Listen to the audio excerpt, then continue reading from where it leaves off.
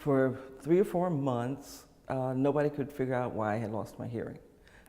My hearing did eventually come back, but one of the last physician that I came across was a research. He was a physician, but he was more geared towards research. And he says, oh, let's have an MRI. After I had the MRI, and after about a week or so, he called me and he says, maybe you want to come back into my office. And so I said, this doesn't sound too good. And he says, so I went and he says, well, I have good news and bad news. And I said, well, what's the bad news? And he says, no, let me give you the good news first.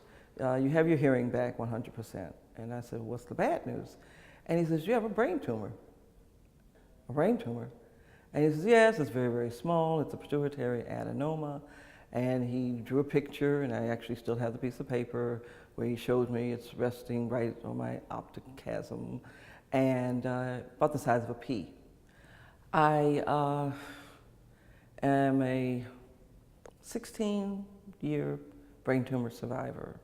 And I say survivor because I was diagnosed with a pituitary adenoma 16 years ago.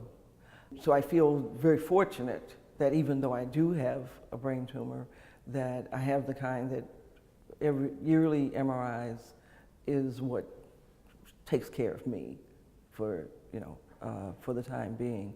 But I still wonder, what's going to happen still maybe another 5 years. I've been very lucky, very fortunate. A lot of people don't understand what brain cancer is.